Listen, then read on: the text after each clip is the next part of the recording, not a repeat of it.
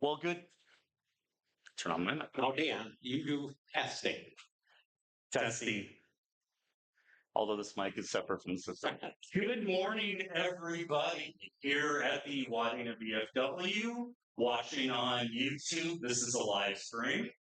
I am Dan. I am a library assistant at the library here in town in Wadena. I'm very pleased to present the 8th season of BookEnds in this September.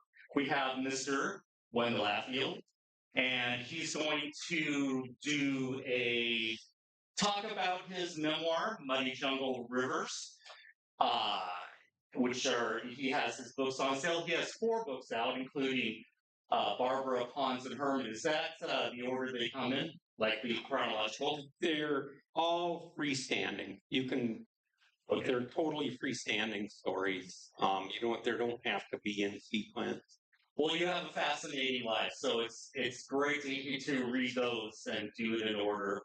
But he's going to specifically talk here at the Wadena VFW about Muddy Jungle Rivers. Bookend series is something that is brought to you by the Wadena City Library, as we have taken over from the Wadena County Historical Society, and Lina Villar is here.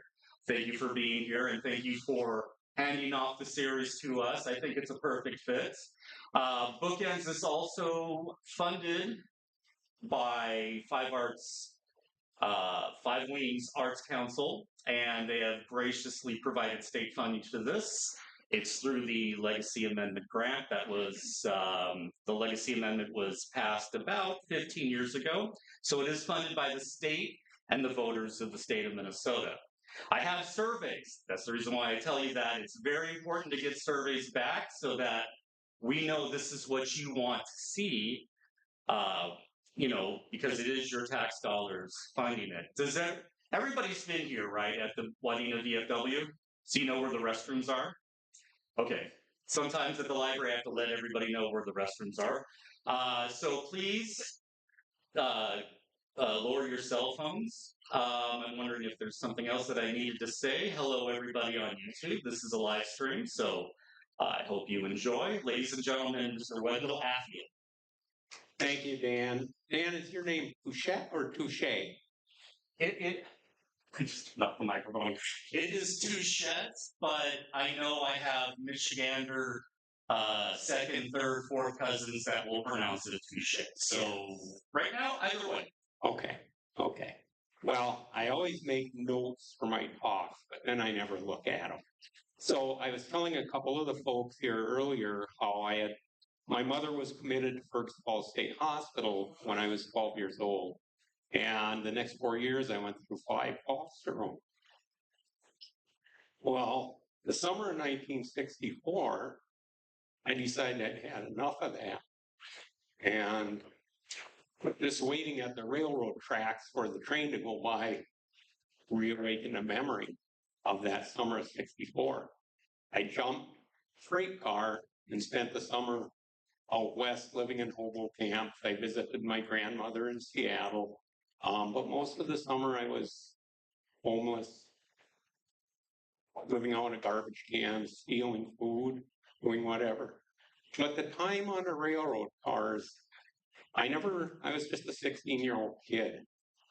And I never really felt any fear. There were, the proverbial hobo with the wine bottle. And at the time, I didn't understand. But now I realize that almost all of them, just listening to their stories, almost all of them were veterans. Most of them were World War II veterans, a few ancient ones from World War I, few Korean vets. But to this day, I'm quite certain every one of them would have been diagnosed with PTSD. Okay, back in the 60s, it was shell shock, or in the Civil War, it was soldiers or whatever. But it wasn't until 1980, 82 that PTSD was recognized as a mental disorder, not really even a disorder, but a problem. And I was diagnosed with PTSD in 91, I think. And I always remember that, a lot of people carry that as a sign of weakness or whatever. But I had a mental health counselor tell me once, he says, to kill or to see death or maiming dead bodies, that should trouble the normal person. If you're not bothered by that, you're psychotic. There's something wrong with you. And I believe that's true, and not to get political, but with this Charlie Kirk killing the other day, people that witness that, they're going to carry that trauma with them for the rest of their life. And even a lot of people that didn't, sadly. But that's the nature of trauma. So, I was silent, and my wife will tell you, this is my wife, Patty. She's my silent helper, and thank goodness I have her. I'd probably be one of those hobos if I didn't. But I was silent about my Vietnam experience for 30 years. And it kind of, I go back to the old World War II vets again. In 1952, we were building a barn on our farm up north of Bemidji. And one week in midsummer, several farmers came over to help put up the hayloft trusses. And I always remember in the afternoon sitting under a white pine tree, listening to them take a break and just visit, like all farmers visit. Well, they were young men at that time. Figure that was only 7 years beyond World War II. And the conversations, even for a 5-year-old kid, I remember the conversations always started up about farming, about rain and the price of hogs. At that time, you sold little feeder piglets. But it quickly evolved to the military life. Figure these men were a product of the Great Depression. They had grown up with not much of anything. And so to be called away to war was the defining event of their life. And it was like an alien planet for them, going from these isolated little farmsteads to military life. And so these guys in this afternoon of 52 would sit and joke about the incongruities of military life. Well, they laughed. I just remember the happiness after. In the 90s, I was managing the butcher shop at Lucan's Village Foods in Bemidji.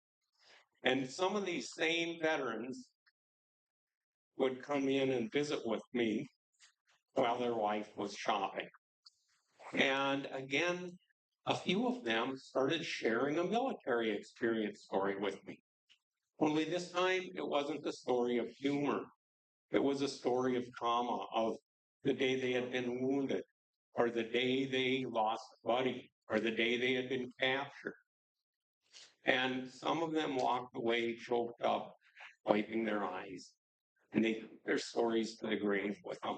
And I felt so uncomfortable for them. I didn't know what to say. But today, after I've spent years studying and whatever, today I realized a couple of things.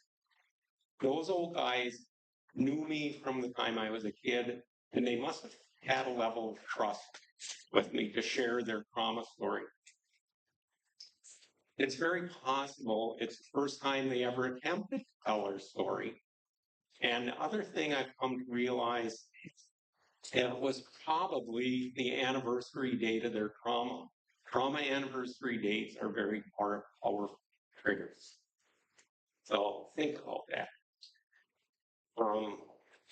I encourage everybody, civilians and veterans, to tell their stories, because just like those old World War II vets, when we're gone, our stories are gone.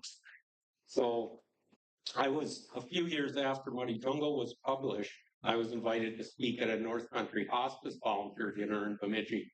And I told the hostess, I said, I really don't know much about hospice. What should I talk about? And she says, talk about end-of-life regrets veterans have. So as I started Googling my subject and doing some research, I was shocked to learn that one of the greatest regrets veterans have near end of life is that they did not share their story with their family. And when you think about it, 10% or less of our population has served in the military. And so 90%, and 90% know nothing about military life. So I encourage you to tell your stories. It doesn't, again, like I say, need to be published, but put them in writing somehow for future generations. It might not be, it's like I was telling these folks, I have an 1822 letter from my 7th great grandfather who served in the Revolution. He was with the Connecticut militia. That letter, think of the windows that opens and just in his handwriting, that old-fashioned cursive. Anyway, let's talk about Money Jumble Rivers. So when I retired, these old World War II veterans I mentioned earlier kind of motivated me to tell my story. And I thought, I'm a high school dropout and an old retired butcher now. I don't know much about writing. So I started taking classes at BSU, and I was blessed to have some just amazing professors. And since we're on Zoom here, I need to mention two that especially were powerful. Susan Carol Hauser and Mark Christensen. Susan was the first one that encouraged me to go to BSU, and Mark was the first professor I had, and they were just really a godsend. So I started writing what I called memory stories. And over the years, these stories began to multiply. I just went part-time because I had a farm west of Bemidji, and that kept me busy also. But these stories started accumulating over the years, and I learned the writing craft. And I had a grad student encourage me to put my stories chronological. And so I did. And all of a sudden, they started making a lot more sense. That was my first foray into doing research. I reached out and I got after action reports from my time on the riverboats. I had done an earlier deployment in '66 on a destroyer off the coast of Vietnam. In '68, I went back on the riverboats. I have pictures on the tables. The first time I did a book talk, there's some other more pictures there, but first time I did a talk, I'm talking about the boat, and people says, well, what did it look like? And I realized, oh, wow, I didn't put a picture in there. So let's, as long as we're talking about that, let's just start from the stern. There's, honey, you want to grab those? There's some other cables and share them. These are World War II landing craft. If you've watched the old, like, hitting the beaches of Normandy or the islands in the South Pacific, this is the boats that they use, okay? Your old World War II landing craft. So let's start at the bow. You see the ramp. Hey, I was a coxswain. I drove the boat. I controlled the ramp, okay? I had a lever. When I hit the beach, you drop the ramp so the troops could run off.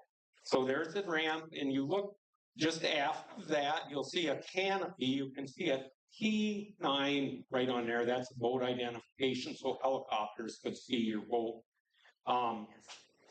That's a canvas awning over the troop, and that's called the well deck. The troops are standing in, okay? And we're probably going out on an operation or returning from one, because you can see the troops down there. One of the things, and this might sound bizarre to a lot of people, but one of the things we did was to keep the awning stretched tight, okay? Because on some of the canals we went up, they were very narrow, and if this never happened on my boat, but I've heard of it happening on some other boats, but the enemy would throw grenades at the boats. And if they hit the awning, they would just bounce off, go back in the river. So there was a good reason, and it kept the sun and the rain off the troops. Okay, moving just after the well deck, That's where my little compartment was, overlooking the well deck, that first part of the superstructure. We had 1-inch bar armor or 1-inch armor plating, and then offset from that about 2 feet was what they called bar armor. And it was like re-rod welded about 2.5 inches apart. And the purpose of that re-rod of the bar armor was to detonate rockets before they hit the armor plating. But I will tell you from experience that even when they detonated on that bar armor, that far from your 1-inch armor plating, it's the concussion still sent you flying.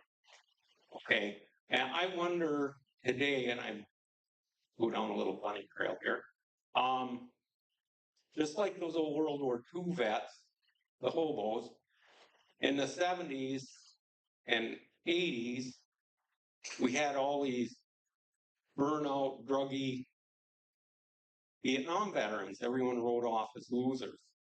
And I wonder how many of them suffer traumatic brain injuries. Today, that's a kind of keyword for troops that have been in combat in these later conflicts. TBIs, traumatic brain injuries.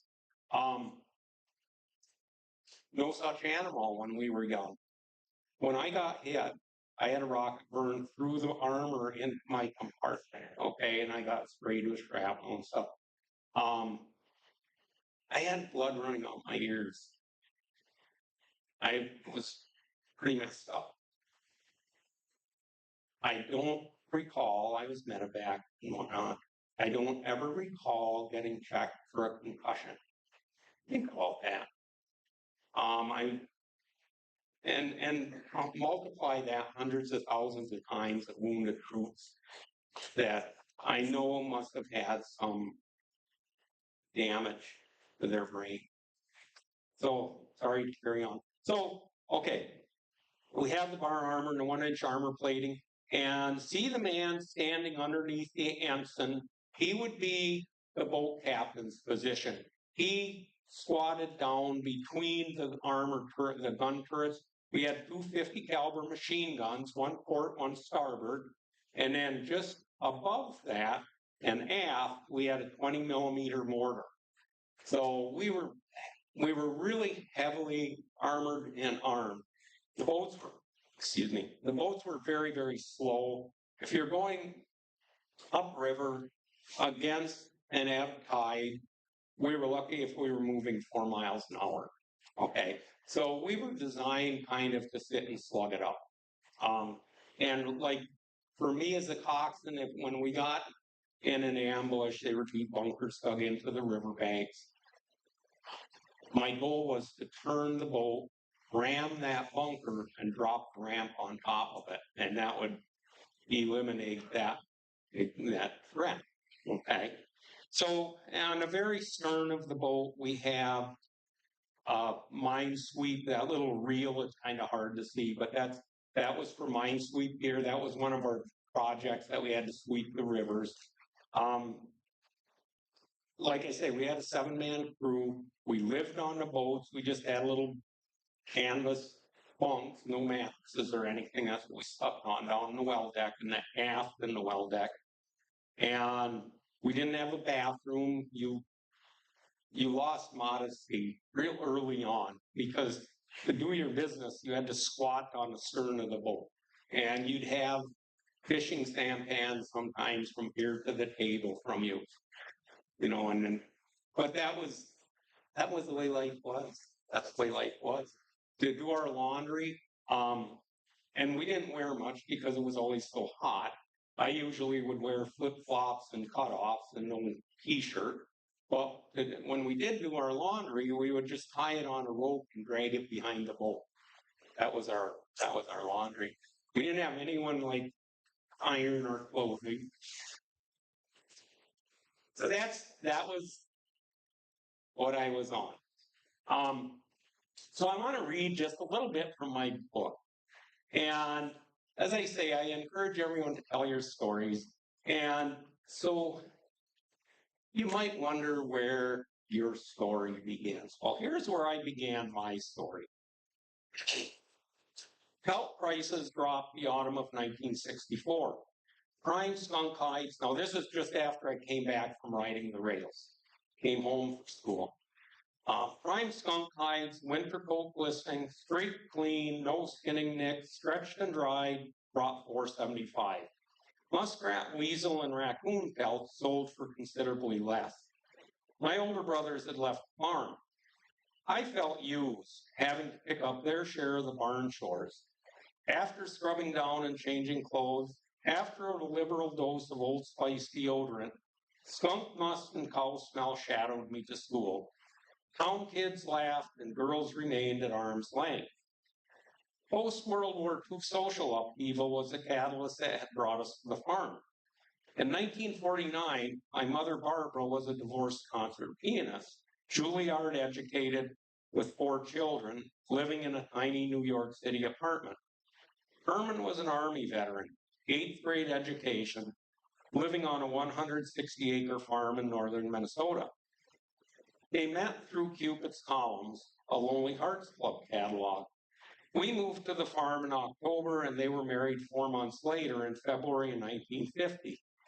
He was 43 years old, and she was 28. Both had an impossible dream. She wanted a safe haven for her children, and he was lonely and wanted a family.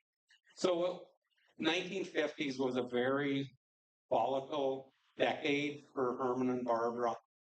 They had 5 children together. She ran away twice with all his kids. First time out to Chelan, Washington. Second time down to Hillsborough, Texas. And she was plotting to make another escape in the spring of 1960 when social services got wind of it. She was getting welfare for the 4 kids she had brought farm. And so they were regular visitors, welfare workers to our house. And they got wind of her getting ready to escape. So we all ended up in foster. And now I went through 5 foster homes over the next 4 years before I returned to the farm in the spring of 64. New Year's Eve, 1965, after the evening chores and supper, Barb and Herman were having an argument. Unnoticed, I slipped into my school clothes, pulled on my good coat, and walked out of the house. I hitchhiked to Phoenix, Arizona, and lived with my brother. 2 months later, many unpaid traffic tickets later, we'd worn out our welcome and returned to the farm. The Monday we returned, Herman ordered me onto the school bus. I rode into town, walked 9 blocks to the recruiter's office where I knocked on a Marine recruiter's door. Naturally, I would be a Marine. They built men and were most heroic. I knocked the second time, no answer. I stepped down the hall and knocked on a Navy recruiter's door. Enter, her voice. I walked in and a first-class radioman in dress blues greeted me. Do you know where the Marine recruiter is? I asked him. No. Why, are you thinking of enlisting? Yes, sir. Just between you and me, the Marine Corps sucks. And he had me. Because I was only 17, Barb signed permission for me to enlist. A week later, I was sworn in and on my way to Naval Boot Camp in San Diego, California. Fate often plays, unrecognized at the time, a pivotal role in life. Late winter 1968, during the Quezon stage, a riverboat division was transferred from the Mekong Delta north to the Qua Viet River near the DMZ, between North Vietnam and South Vietnam. One night, during a North Vietnamese artillery bombardment, I sought refuge in a shell hole with a Marine and listened, between explosions, to the man cursed the Marine Corps and the horrors he'd seen. The Marines suffered at very high casualty rates during the Vietnam War. I realize now, had I enlisted in the Marine Corps at the dawn of our buildup in 1965, I'd have served multiple tours of duty. So that kind of the setup of the book. I did a deployment in 1966 on a destroyer off the coast of Vietnam and did the normal things Navy ships did. And then trained and went back on the river boats in 68. We landed at Tan Son Nhut on February 1st or 2nd. It was at the very height of the Tet Offensive, if you remember that at all. So it was, I didn't realize while I was working on this book, that the Tet Offensive was actually, the North Vietnamese military actually had it broken into 3 phases over the year. First phase was January 30th, their Lunar New Year. Second phase was early March, okay, and activities spike, casualties spike, and the third phase was mid-August, and it was just during that time that I was moving. If you look on the cover of the book, you'll see an M60 machine gun. Some of you might be familiar with that. We were the only boat probably in the Mobile Riverine Force that had one. I'm going to read you the little story about that. Here's just a little information on our crew. Our crew consisted of 2 duty stations, 3 men each. Buddha, our boat captain, that was his nickname, great big guy. Buddha said he didn't stand watches because as boat captain, he was on duty 24 hours a day. Weren't we all? One section always remained on the boat. Each man stood a 4-hour watch, monitoring the radio, checking in each hour with the duty officer of the division. We ran the diesel engines 20 minutes each hour to keep the batteries charged and the bilges pumped.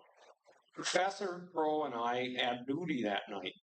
I wasn't sleepy, so I told them I'd stand the first watch. Buddha hung nicknames on all of us early on in our training.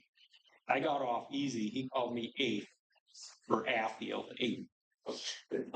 Anyway, and we're up in Quaviat for the evening after our patrolling at the mouth of the river. A Huey gunship landed on the concrete staging area just east of us. The door gunners secured the M60 machine gun while a pilot powered down the helicopter. That surprised me. I thought there was only one gunner in those Hueys. Maybe he was training a new guy. From within the gunship, I could see the pilot and co-pilot unbuckle and move back to the compartment the gunners were in. They jumped to the ground, one said something to another, and the 4 of them walked toward the mess hall laughing. I wondered if they were the ones who had silenced mortars the day I'd run aground. Half an hour later, the dredging barge, its 30-foot boom extended out over the concrete staging area, each near the helicopter. The civilian workers jumped onto the ramp and headed toward the showers in the beer. The sun dropped over the horizon and disappeared into the western haze.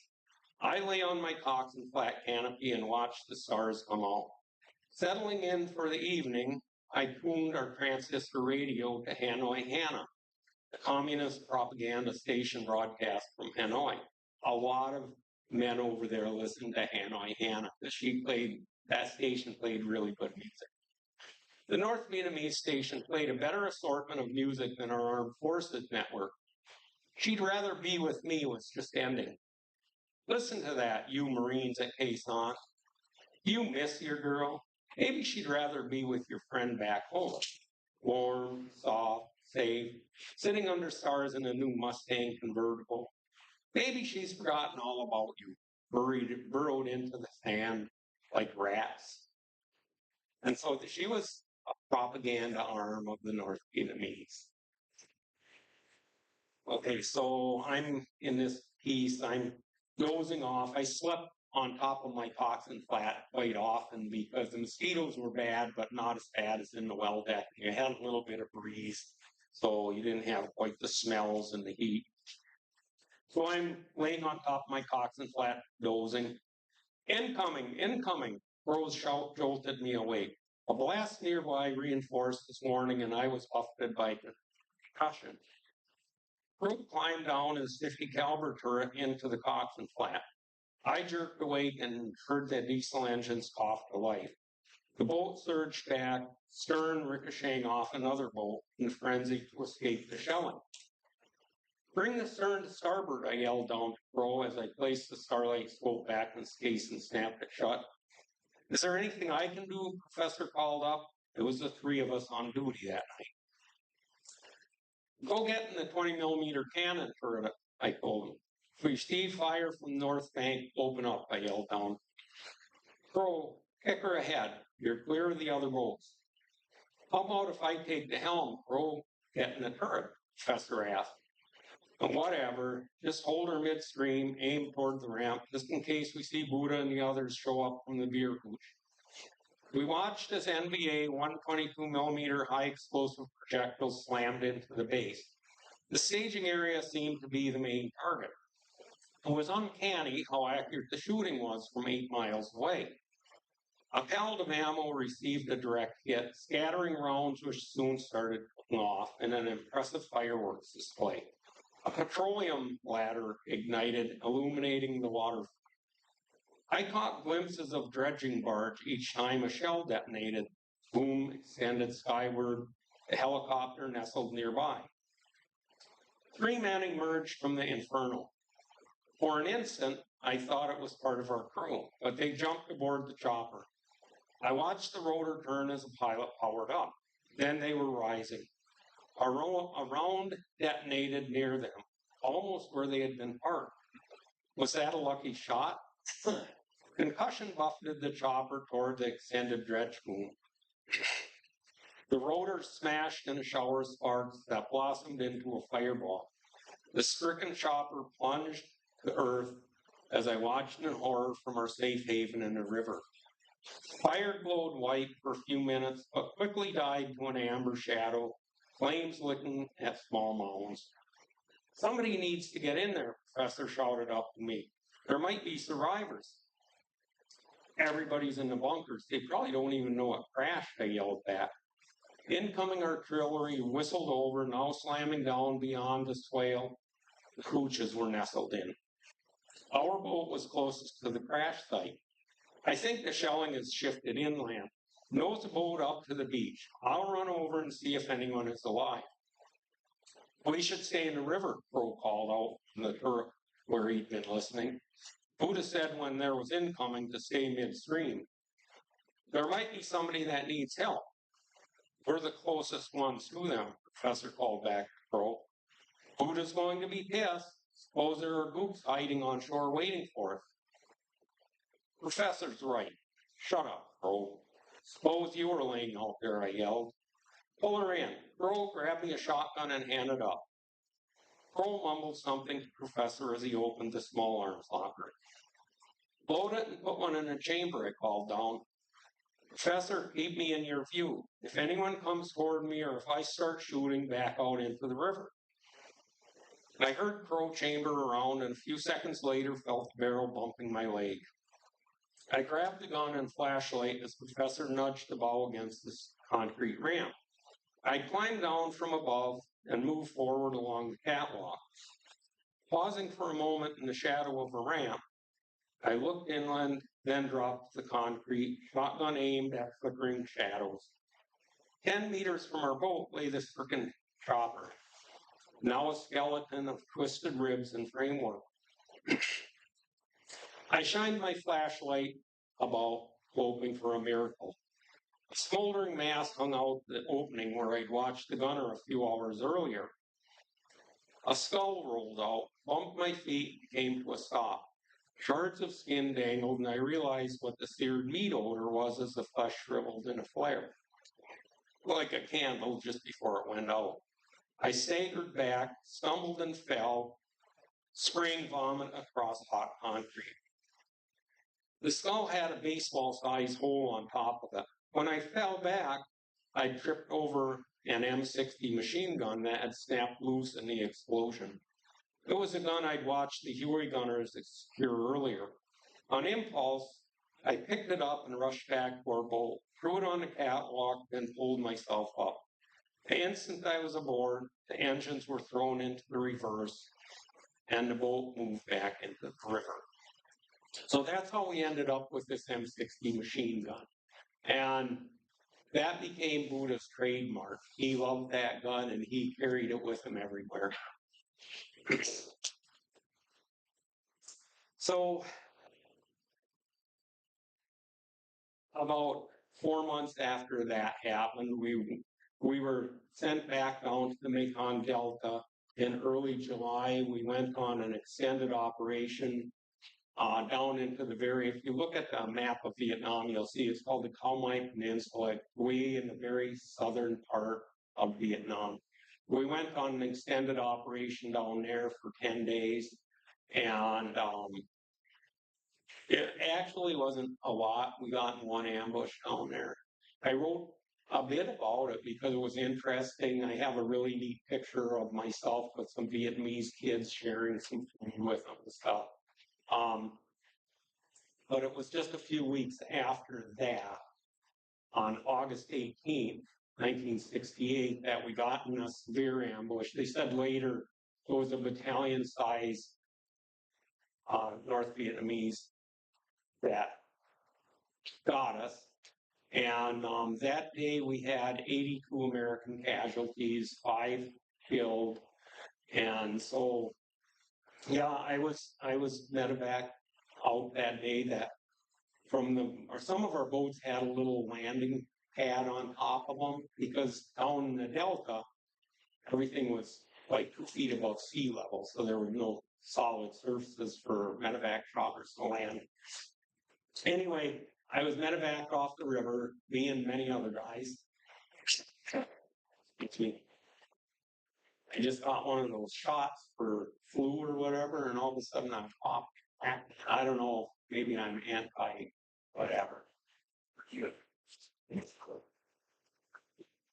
But the first night that I was medevac, I was flown to the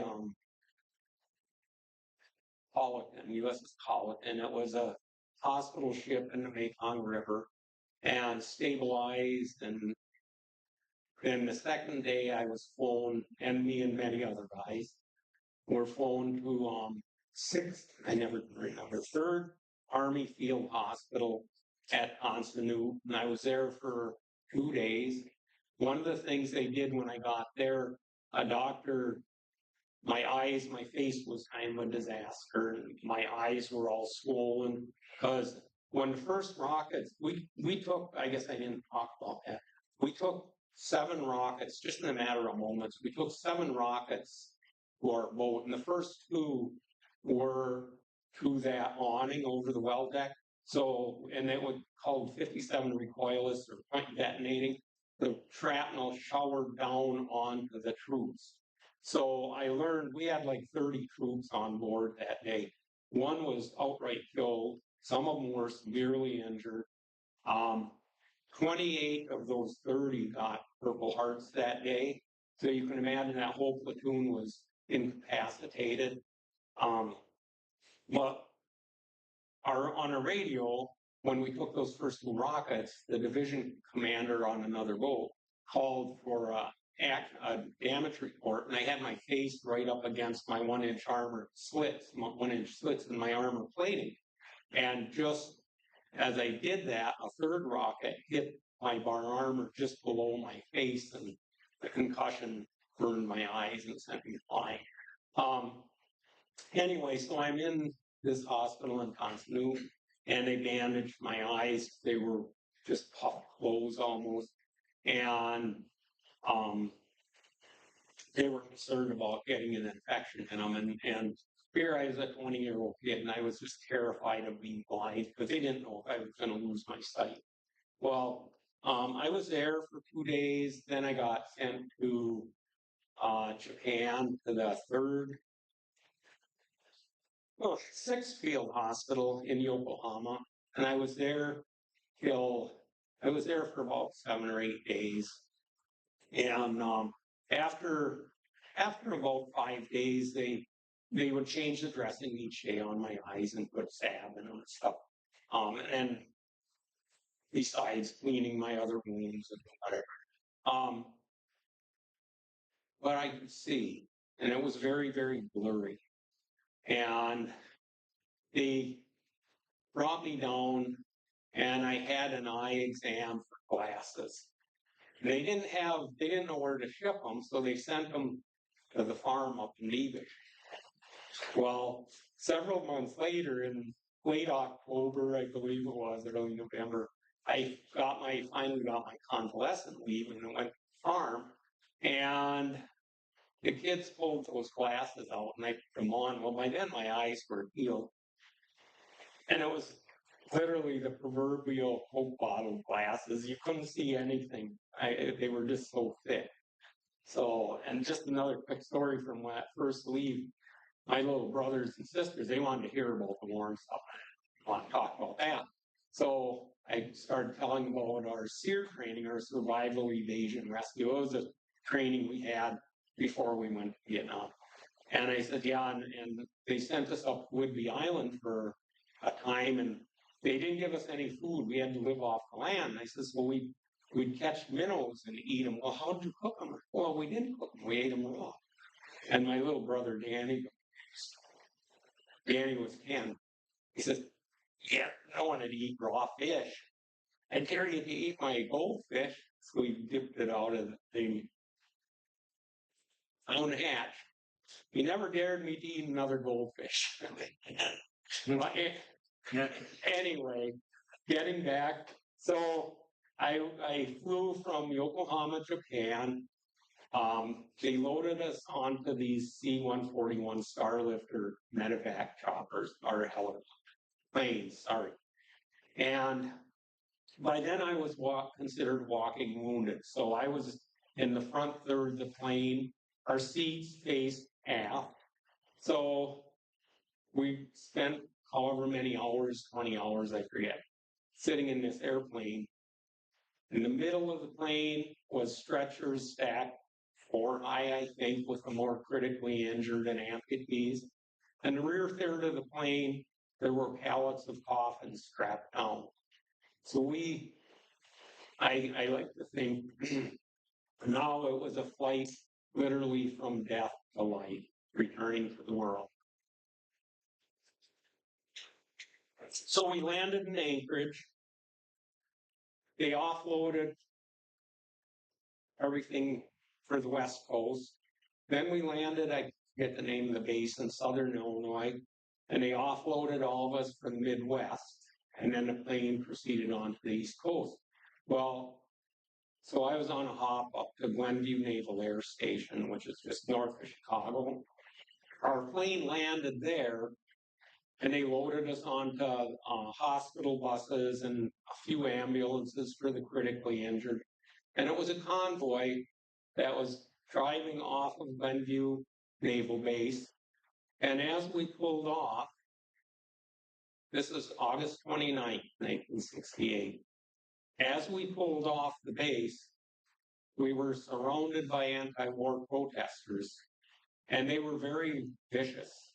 They slammed our bus windows. I was on a bus. They slammed our bus windows with signs and clubs, threw rocks and bricks at us, and we slowly trickled through them. But it was an experience you don't forget. And many, many years later, when I'm working on the book, I took a summer writing program at BSU, and I tell that story in the book.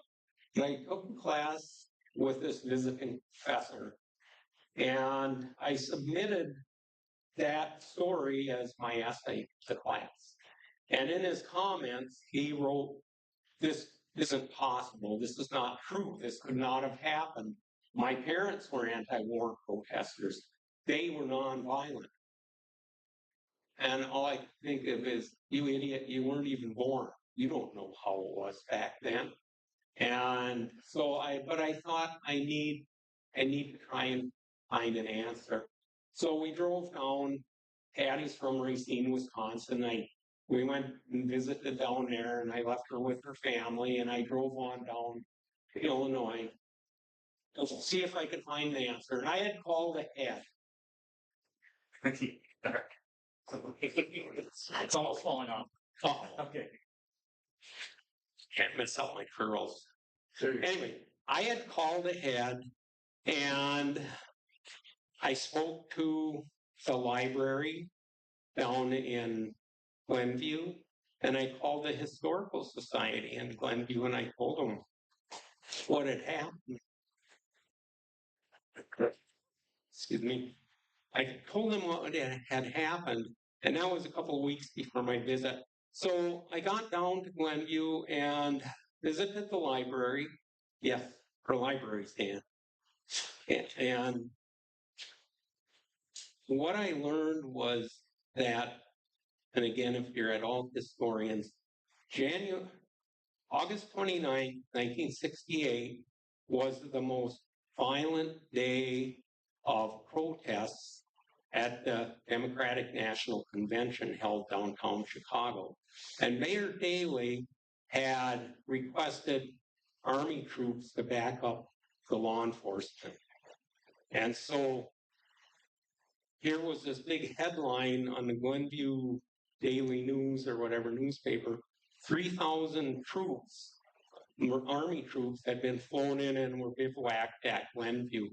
And so these protesters, without noticing the red crosses on the buses or the ambulances, just assumed we were reinforcements going down to Chicago.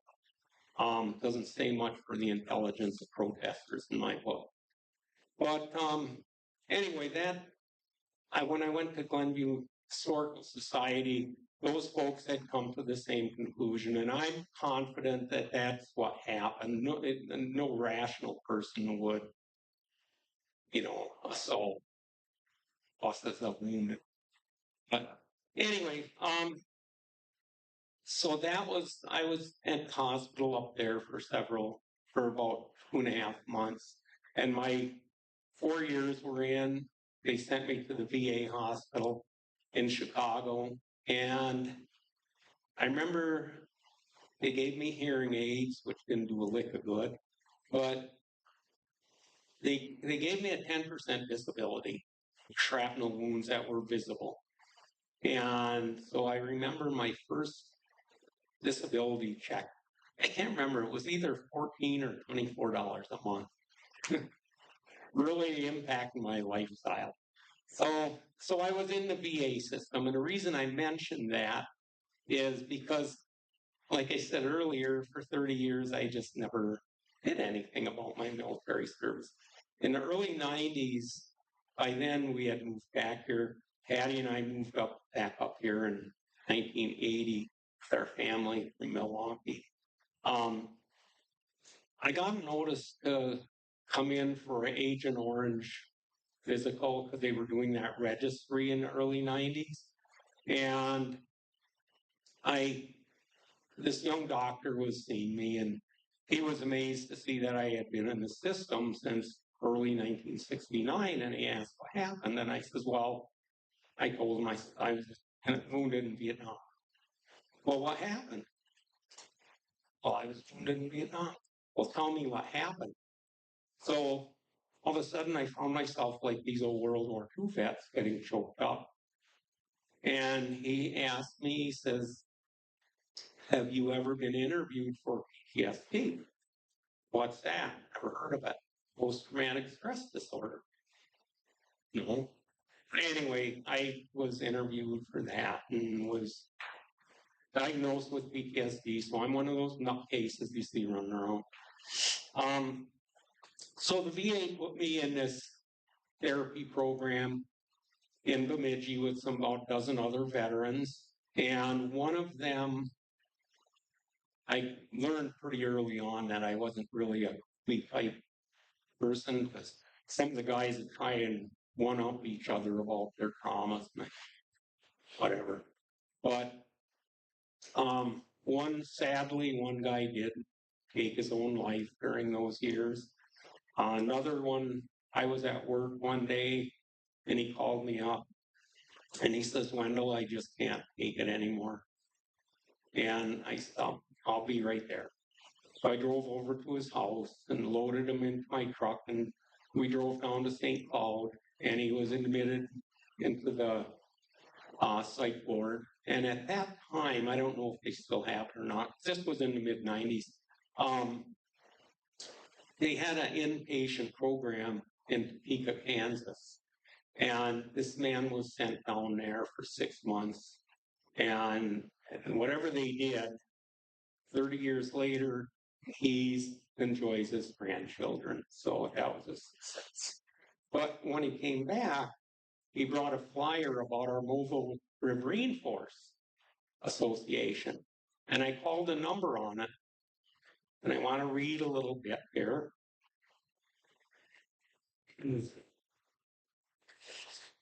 So I called a number on a Riverine Force flyer, and the man that answered gave me Buddha's phone number.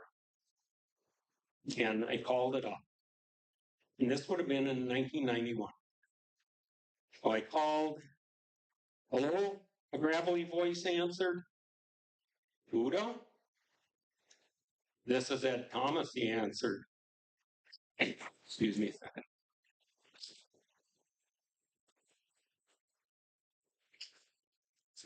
This is Ed Thomas, he answered.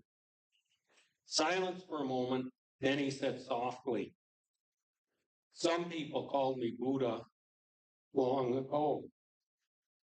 Buddha? This is Afe from Tango 11. Afe, he said very quietly. Afe? He said again, this time his voice rough, the same as I remembered. I've been looking for you for 24 years. The phone went silent. I thought I'd lost the connection. Then he coughed and continued. They told me your medevac chopper got shot up, but nobody knew what happened to you.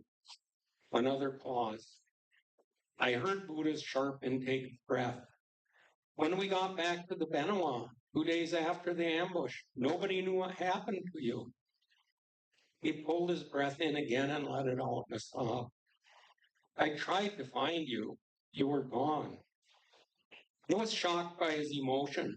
This was not the same person I had known on the boat. After he regained his composure, after we had caught up on our lives, he told me it was the anniversary of Tango 7, the day she had hit the mine. It should have been us, he whispered. Tango 7, this earlier passage I read about getting that M60, within just a few days of this event, one of our boats, we were second in line each morning. We'd patrol up the river to Dongha, and we'd take turns being first boat because that was a highly vulnerable spot. And we were second in line when Tango 7, the lead boat, hit a mine. And I tell that story very vividly in here because when it blew out of the water, I could literally see daylight under it. It flipped over, and 6 of the 7 men got killed instantly. But that's another story. Let's see, where was it? Oh, it should have been us, he whispered. Buddha's cabin was, I drove over there. Buddha's cabin was rough, unpainted chipboard inside and out. A hand pump supplied water to the sink, which drained onto the sand just beyond the wall. No hot water, an outhouse. We spoke long into the night, Buddha drinking Johnny Walker, ice, and Coke, while I nursed a warm beer. He told me what he knew of the man, the rumors he had heard over the years. I'm going to skip a few pages here because I think we're getting on time. Over the years, between my visits to the UP, he'd call me in the early hours, incoherent, lost in the past. Past so distorted I no longer recognize. A past he drank himself into alone. He wanted closure. He needed to see the old boat. He gave me a list, their full names and service numbers, asked me to help find them. In his midnight ramblings, he became obsessed with our time in Vietnam. Early winter 1999, I received a package with a large hand-painted plaque with a Mobile Riverine Force symbol, my name, and Tango 11211. On the back it said, to eighth, a river rat. A long-awaited thanks, Edward W. Thomas. During our last visit, Buddha was tormented by the smells of Vietnam. Do you remember that stink, he said? Christ, I'll never forget it. He looked down at his whiskey, his eyes wide and staring. Sometimes I wake up at night and smell it. The smoke, charred flesh, the rotting vegetation. Then he started to laugh, as if he were telling a good joke. I remember that old Papa-san who tried to sell us dope from his sampan. I think he shit himself when he pulled my 38 and yelled, eat him all. I mean, go, get away. He stunk of Nuke Mom. Bill wasn't happy. He wanted to sell a pot in Dongtown. Buddha said, his eyes almost closed, his drink sloshing over the glass as he tried to steady himself against the chipboard wall. But I fixed that bastard good after we got back from that ambush. Stuffed the 38 barrel in his mouth and made him clean the well deck, the coxswain flat, and the 50 cal where the sergeant got splattered. Made him scrub out every speck of blood and meat. So this Crow, and I talk about him in the book, he was quite a racist. And the day we got in the August 18th ambush, he abandoned his 50 caliber mount and ran below. And an army guy, a black army guy, came up and took his place in the 50. And just moments after that army guy came up, a rocket, just like one burned through into my apartment, burned through that gun turret, and he took the direct force of it. And just, I'm sure he died. I didn't know his name. I've spent time trying to track down who he was, and nobody knows. But after the book was published, this Crow, I learned his first, I think it was his daughter. If you go on my website and then Google ambush on him on Canal, you can see the comments. I believe it was his son first, son or daughter, I forget which order. But they reached out to me. They said, their father told them what happened on the 18th, and I messaged back and I asked them, what did he tell you? And they never replied. I mean, what can you say? But he died in 2010. Okay, I did reconnect with our engineman, Ryan College. He's from Pennsylvania. In about 6 years ago now, I drove out to New York City with my sister Laurel to visit. Patty had shoulder surgery, so she couldn't come. But we drove out to New York City to meet my biological family, who I had just connected with after more than 70 years. And we stopped in Pennsylvania and visited with Ryan College. And it was just a few months after that he died. And I started doing what's called a buddy search. So I thought, I'd like to know if any of the other guys are still alive. So the VA has this program where you can submit information. Like Buddha had given me their service numbers. And so I wrote a little letter to the VA for the 3 guys that I was searching for. And I have not heard back from any of them. I reached out to our association historian and gave the same info to him. He's the guy that made my shadow box, actually, Mike Harris. And he found obituaries across the country for these 3 guys. And 2 of them I'm quite certain are accurate. The third one, the picture didn't look anything like Fester that I talked about in the book. So anyway, I'm sorry. I don't know what time it is. I'm probably way over my time. It's okay. Have to charge you double. Anyway, questions, comments? It's just been a really interesting journey. Yes, sir. Pardon? What made you pick the name? Well, because the Marine guy wasn't in his office that morning. I just wanted off the farm.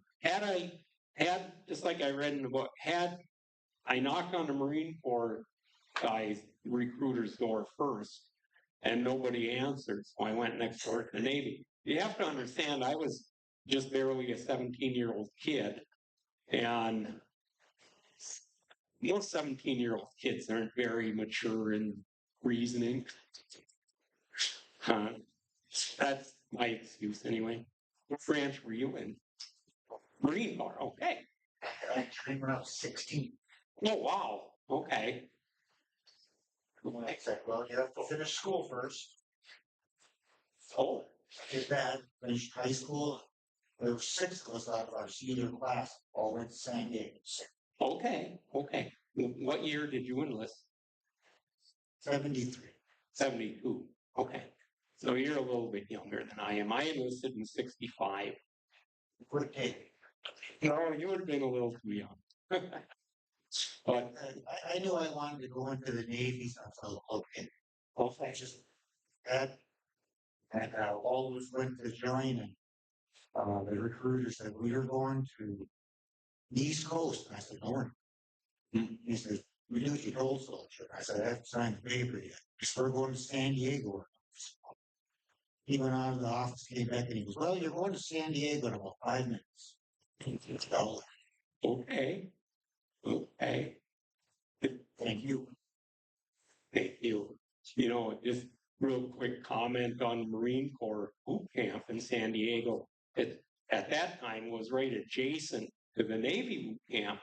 And I'm guessing the Marines and the Navy powers that be plotted this, because on Sunday afternoon, our barracks, we'd be sitting out on the front lawn in our dress uniforms, and right across this big cyclone fence was the Marine Corps mud field with the Marine recruits crawling through mud as we're sitting 10 yards away, clapping and cheering them. I was drafted in January of '66 and spent the whole year of '67 in Vietnam. Okay. And my question is that I heard over the years that there were a lot of the American soldier casualties in '67, and probably the most of them were in '68. Do you know any number? I know the total number is like 58,000 the whole war. It's terrible. But I was wondering if those 2 years were specifically the most of them. This 68 was the peak year for casualties. I don't know the numbers right off the top of my head. I'm sure if you were to Google that information is readily available. Like if you go to, there's a site called the Virtual Wall for the Vietnam Memorial. I'm certain that information would be there. Yes, I'm going on an honor flight toward the end of this month. And I've been in D.C. before, so. Okay. Looking forward to that again. I was on it just a couple months ago. It's just an amazing experience. Amazing experience. Where are you flying out of? Fargo. Okay. We flew out of Grand Forks. Yeah, it truly is amazing. You're going with some friends? A friend of mine from my hometown, and I found out there's other people going from there. Okay. There's also a fellow from Wadena here that's going to him and his wife are both going because he's blind. Oh. So they made an exception in allowing his wife to go. Okay. So, yeah, looking forward to it. Okay. One of the things I learned, I was I don't know how I ended up being in the initial, when we first started organizing it. I had all the original lists and stuff, and I couldn't quite figure out why are some of us on one bus and the rest on another bus. Well, it's because, like, folks that need a wheelchair ramp, for example, they were put on a different bus than we were, that were capable of. Anyway, it's a good experience. The one people that have been on it, they're just enthusiastic. Everything is, they treat you so well. Yes. so grateful for the trip because everything is taken care of. It's well thought out, well planned, and there's a lot of volunteers that help you. Yeah, So it's very, very nice. yeah. It's just amazing. And there's so many volunteers. Well, Wendell, thank you for joining us. I'll have a question for you because Yes, sir. since BookEnds is a meeting with authors and discussing the book writing process, I'll ask a quick question about the writing of Muddy Jungle Rivers.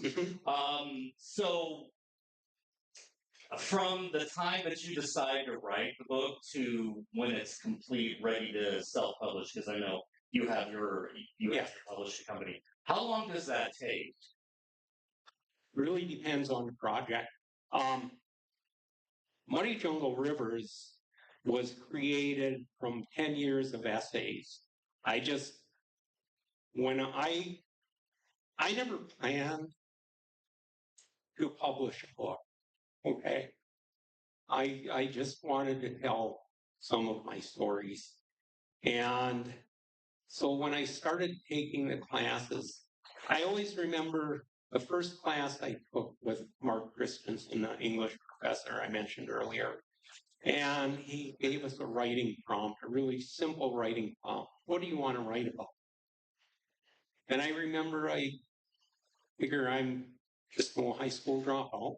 I want to write about Vietnam. I want to write about, death. I want to write about what happened. And it was before I learned about how our senses are such powerful memory triggers. And I learned that our olfactory sense, our sense of smell, is far and away our most powerful memory trigger. The first essay I ever wrote, and the story is in the book, is about the night that I had to pull a decomposing American body from a river. And I lifted it up over our bar armor rail that was about 2 feet high.